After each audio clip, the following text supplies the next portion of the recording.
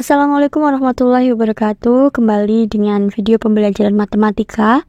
Kali ini dalam pembelajaran trigonometri bersama saya Eka Herawati. Sebelum kita melangkah lebih jauh untuk materinya, terlebih dahulu akan coba Ibu jelaskan terkait tentang apa itu trigonometri. Ya, jadi trigonometri adalah cabang ilmu dalam matematika yang mempelajari hubungan antara sisi dan sudut pada segitiga. Capaian pembelajaran dalam materi kali ini adalah peserta didik dapat menyelesaikan permasalahan segitiga siku-siku yang melibatkan perbandingan trigonometri dan aplikasinya. Capaian pembelajaran ini Ibu pecah menjadi beberapa tujuan pembelajaran. Yang pertama adalah menjelaskan konversi sudut, radian, dan derajat. Yang kedua, menjelaskan definisi perbandingan trigonometri pada segitiga siku-siku dengan dihubungkan konsep Pythagoras. Yang ketiga, mengidentifikasi trigonometri pada kuadran dan menghubungkan pada konsep sudut berelasi dan sudut istimewa pada trigonometri. Dan yang keempat adalah menyelesaikan masalah kontekstual berkaitan dengan perbandingan trigonometri pada segitiga siku-siku. Untuk mencapai 4 tujuan pembelajaran ini, nanti akan saya pecah ya menjadi beberapa video. Jadi silakan bisa dilihat di playlistnya. Baik, kita langsung masuk saja ke materi yang pertama, yaitu tentang sudut. Ya, trigonometri itu identik dengan sudut dan segitiga, ya. Namun sebelumnya Ibu jelaskan dulu tentang sudut, atau Ibu informasikan sedikit tentang arah putar dari suatu sudut. Ternyata arah putaran sudut itu mempengaruhi nilai positif negatifnya. Perhatikan yang ini. Jika arah putarannya berlawanan dengan jarum jam, maka sudutnya bernilai positif. Sedangkan, jika arah putarannya searah dengan jarum jam, maka sudutnya bernilai negatif. Baik, kita langsung ke ukuran sudut. Kita akan membahas dua macam ukuran sudut. Yang pertama satuan derajat, dan yang kedua adalah satuan radian. Untuk satuan derajat ini, Ibu yakin kalian sudah mengenalnya ya, karena di SD SMP kalian sudah sering menggunakannya. Ya, oke. Jadi, dalam satu lingkaran penuh atau satu putaran penuh, suatu lingkaran itu sama dengan 360 derajat. Sehingga dapat kita tuliskan 1 derajat sama dengan 1/360 putaran. Kemudian, yang kedua adalah satuan radian. Mungkin ini ya yang termasuk hal baru buat kalian. Apa sih yang disebut dengan satu radian? Satu radian adalah sudut yang terbentuk ketika panjang busur sama dengan panjang jari-jarinya. Ya, jadi nih, satu radian itu sudut yang terbentuk ketika panjang busur AB ini panjangnya sama dengan OA dan juga OB. Itu yang disebut dengan satu radian. Nah, dari penjelasan ini, maka kita bisa menuliskan nih hubungan dari satuan derajat dan juga radian. Kita dapat menuliskannya dengan 2 pi radian sama dengan 360 derajat. Sehingga kita sederhanakan, diperoleh pi radian sama dengan 180 derajat. Dan juga dapat dituliskan 1 derajat sama dengan pi per 180 radian. Konsep inilah nantinya yang akan kita gunakan untuk mengkonversi nilai dari satuan derajat ke satuan radian. Ibu coba berikan contohnya di sini. Ya, nomor 1, ubahlah satuan radian tersebut ke dalam satuan derajat. Nomor 1 adalah 2/3 pi radian. Kita akan coba ubah. Ingat ya tadi, pi radian itu sama dengan 180 derajat. Maka bentuk ini dapat kita tuliskan menjadi 2/3 kali 180 derajat. Diperolehlah. Ini ya, kita sederhanakan dulu. 180 dibagi 3 berarti 60. Oke. Sehingga 2 dikali 60 hasilnya adalah 120 derajat. Maka 2/3 pi radian ini sama saja nilainya dengan 120 derajat. Oke, bisa dipahami? Ya, silakan. Untuk lebih memahami, kalian coba tuliskan di buku kalian ya. Lanjut ke soal nomor 2. 5/6 pi radian. Ya, silakan. Mungkin mau dicoba dulu sendiri. Oke, Sama ya dengan nomor 1, 5/6 pi radian, berarti kita tinggal ubah pi radiannya dengan 180 derajat. Kita tuliskan seperti ini. Maka diperoleh, kita sederhanakan lagi seperti tadi. 180-nya dibagi 6 ya. Diperoleh 30. Maka kita kalikan 5 dengan 30, hasilnya adalah 150 derajat. Jadi 5/6 pi radian itu sama dengan 150 derajat. Baiklah, itu contoh merubah dari satuan radian ke satuan derajat. Sekarang kita coba untuk yang lainnya, merubah satuan derajat ke dalam satuan radian. Nomor 1, 120 derajat. Ingat, 1 derajat itu sama dengan pi per 180 radian. Maka, untuk merubah derajat ke radian, kita tinggal merubah atau menuliskan 120 dikali pi per 180 radian. Ini kurang radian ya, nanti dilengkapi. Ini kita sederhanakan. 120 dengan 180-nya. Bagi berapa, ayo? Ya, dibagi 60 ya. 120-nya dibagi 60, hasilnya adalah 2. 180-nya dibagi 60 berarti 3. Sehingga diperoleh 2/3 pi radian. Atau boleh juga ditulis 2 pi per 3 radian. Ya, itu satu contoh. Silahkan untuk contoh yang nomor 2, 270 derajat bisa kalian coba tuliskan di buku kalian masing-masing sebagai latihan. Oke, sekarang kita lanjutkan ke trigonometri dasar. Ya, setelah kalian mengenal tentang ukuran sudut tadi, kita langsung masuk ke trigonometri dasar. Di sini, awalnya kalian harus tahu dulu tentang bagaimana cara memberi nama dari sisi segitiga. Kalau dulu di SMP terkait Pitagoras, kalian sudah mengenal ada sisi siku-siku, dan sisi miring atau hipotenusa. Nah, nanti di sini penamaan sisi segitiga ini patokannya selalu menggunakan segitiga siku-siku ya. Di sini kita punya segitiga siku-siku, kemudian kita harus punya sudut sebagai patokan. Nah, di sini Ibu menggunakan sudut alfa sebagai patokan awalnya. Maka yang disebut dengan sisi depan adalah yang ini. Sisi yang ada di depan sudut alfa. Kemudian berikutnya, sisi samping. Sisi samping itu adalah sisi yang berada di samping sudut alfa, tapi bukan miringnya. Sedangkan yang ketiga adalah sisi miring. Apa itu sisi miring? Sisi miring adalah sisi yang berada di depan sudut siku-siku. Bisa memahami? Oke, kita berikan contoh lain. Kalau ada segitiga siku-sikunya seperti ini, dan posisi alfanya ada di sini. Manakah yang disebut dengan sisi depan? Ya, betul sekali. Sisi depannya adalah yang sebelah sini ya. Depan sudut alfanya. Sisi sampingnya mana? Oke, betul. Ini adalah sisi samping. Dan yang terakhir adalah sisi miring? Iya. Baik, 2 contoh Ibu kira cukup ya?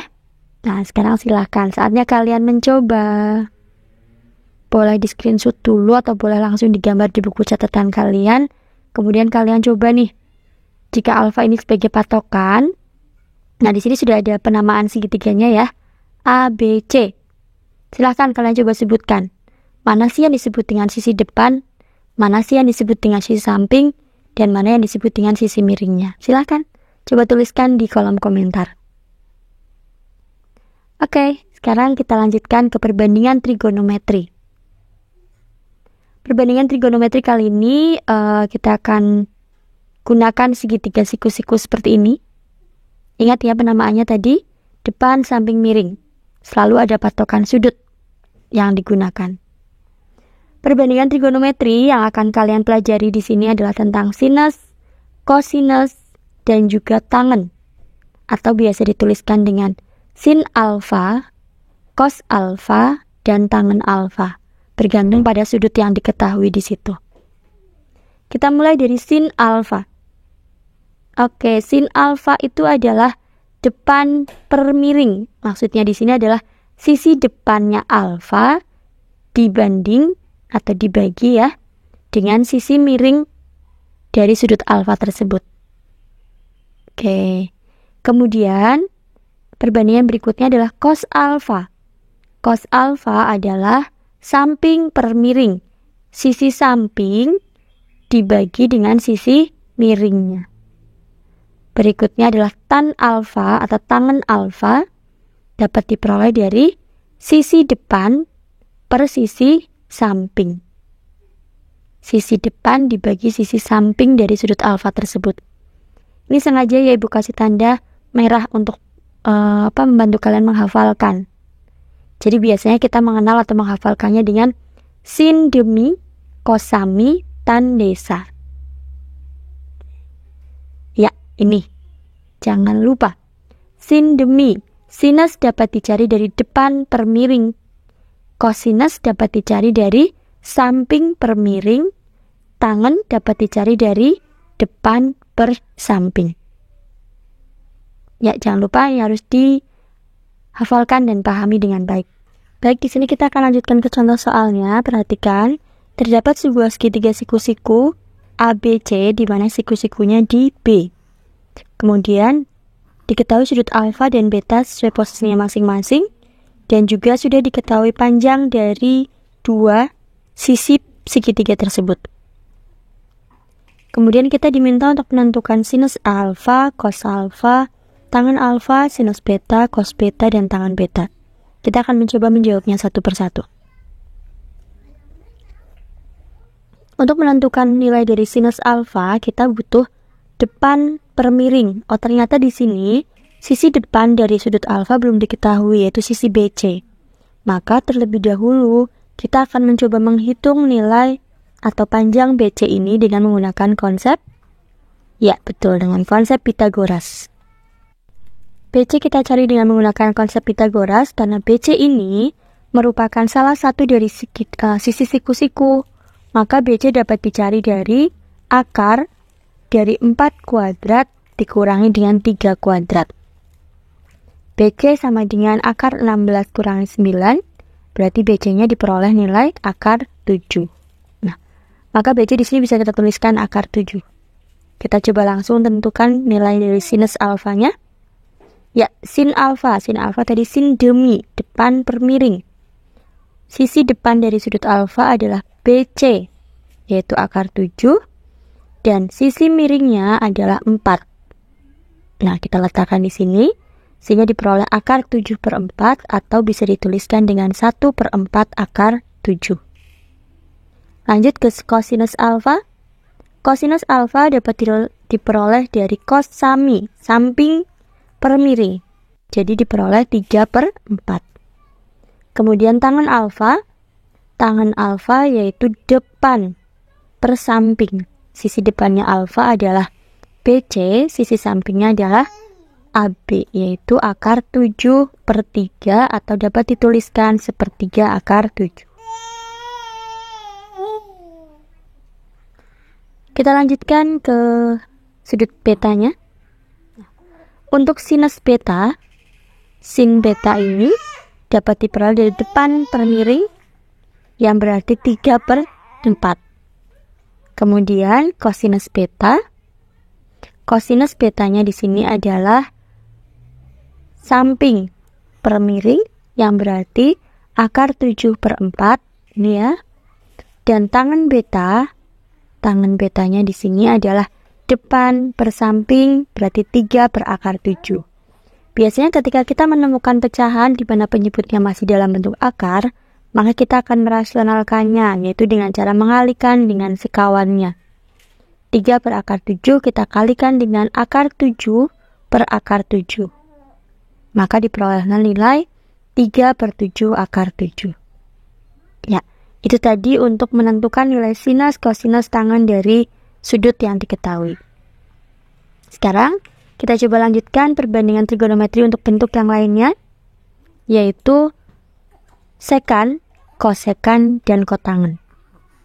Untuk nilai kosekan itu merupakan kebalikan dari sinus, sehingga dapat dituliskan kosekan alfa sama dengan 1 per sin alfa, berarti miring per depan.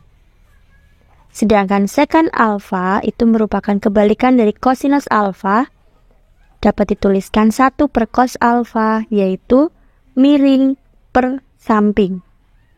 Dan kotangen alfa itu kebalikan dari tangen alfa, yaitu 1 per tangen alfa, sama dengan samping per depan.